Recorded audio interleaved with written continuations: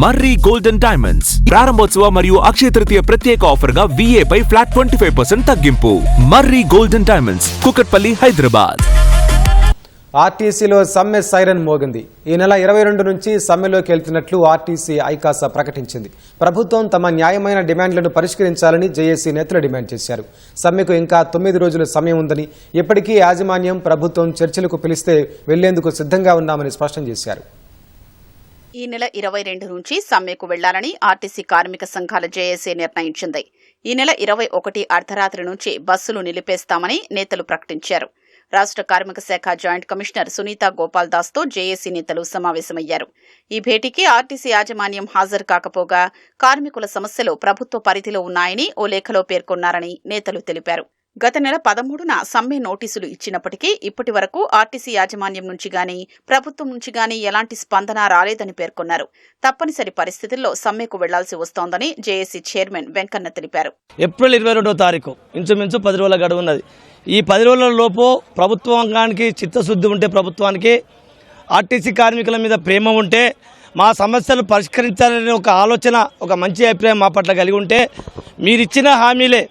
మీరిచ్చిన ఎన్నికల మేనిఫెస్టోలో పెట్టిన హామీలనే మేము ప్రధాన డిమాండ్గా పెట్టినాం. కాబట్టి వాటి పట్ల మీరంతా సానుకూలంగా వ్యవహరించేటువంటి దృక్పథం మీలో ఉంటే ఖచ్చితంగా మా సమ్మెకు 22వ తారీఖు వరకు మా తలుపులు తెరిచే ఉంటాయని మీరు అంటున్నారు. మీరు సమస్యలు పరిష్కారం చేస్తా అంటే మీ ద్వారా పరిష్కారం చేసుకోవడానికి ఆర్టీసీ కార్మిక వర్గం తరఫున జేఏసీ నాయకత్వం సిద్ధంగా ఉందని చెప్పి తెలియజేస్తుంది. ఇంకా ఈ సమ్మెను అందరినీ కార్మిక వర్గాల నుంచి మొత్తం ప్రతి ఒక్కరిని మద్దతు కూడగట్టడానికి, ప్రజా సంఘాల మద్దతు కూడగొట్టడానికి, ప్రజలలో సొచ్చుకొని తీసుకుపోవడానికి, అన్ని రాజకీయ పార్టీల మద్దతు కూడగొట్టడానికి మా జేఏసీ అన్ని విధాలుగా మా ప్రణాళికలు మేము వేసుకోవడం జరిగింది.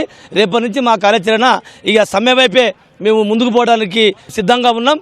ఆర్టీసీని ప్రభుత్వంలో విలీనం చేయాలని, ప్రభుత్వ ఉద్యోగులతో సమానంగా తమకు జీతభత్యాలు ఇవ్వాలని జేఏసీ నేతలు డిమాండ్ చేశారు. ఆర్టీసీ యాజమాన్యం కార్మికుల సమస్యలపై తప్పించుకునే ప్రయత్నం చేస్తోందని ఆరోపించారు. ఆర్టీసీని ప్రభుత్వంలో విలీనం చేయడం కోసం కమిటీ ఏర్పాటు చేశామంటున్న మంత్రి పొన్నం ప్రభాకర్ దాన్ని బహిర్గతం చేయాలని డిమాండ్ చేశారు. కాంగ్రెస్ ప్రభుత్వం ఎన్నికల మేనిఫెస్టోలో పెట్టిన హామీలనే అమలు చేయాలని అడుగుతున్నామని JAC vice chairman Thomas Reddy స్పష్టం చేశారు. ఆర్టీసీ ఉద్యోగులను ప్రభుత్వంలో విలీనం చేస్తాం, వాళ్ళకి రావాల్సిన 2 PRCలు ఇస్తాం, ఇంకొక PRC తోటి కలిపి ప్రభుత్వ ఉద్యోగులతో సమానంగా జీతభత్యాలు, సర్వీస్ కండిషన్లు ఇస్తాం, కొత్త బస్సులు కొని ఆధునీకరణ చేస్తాం, పాత బకాయిలన్నీ కూడా ఇచ్చేస్తాం, అట్లాగే యూనియన్ల పునరుద్ధరణ చేస్తామని చెప్పి స్పష్టమైన వాగ్దానం చేసింది ప్రభుత్వం. 2.5 సంవత్సరాలైనా వారి ఇవాళ ఈ ప్రభుత్వంలో ప్రజాప్రభుత్వం అంటున్నారు, పాలనా ప్రభుత్వం అంటున్నారు, ఎక్కడ కూడా చలనం రాలే.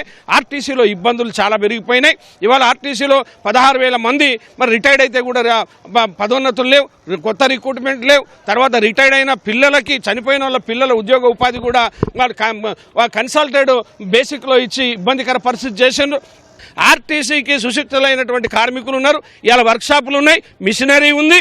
మేము ఎలక్ట్రిక్ బస్సులు తయారు చేసే గొప్ప శక్తి మాకుంది. ఏం చేస్తాం, అదే సబ్సిడీ మాకు ఇవ్వండి, మాకు పర్మిషన్ ఇవ్వండి అంటా ఉన్నాం. నష్టాల నుంచి గట్టెక్కి ఇప్పుడిప్పుడే గాడిన పడుతున్న ఆర్టీసీకి ఈ సమ్మె పిలుపు ఆందోళనకు గురి చేస్తోంది. ప్రభుత్వం, ఆర్టీసీ యాజమాన్యం జేఏసీతో చర్చలు జరిపి సమ్మెకు వెళ్లకుండా చూడాలని కార్మికులు కోరుతున్నారు.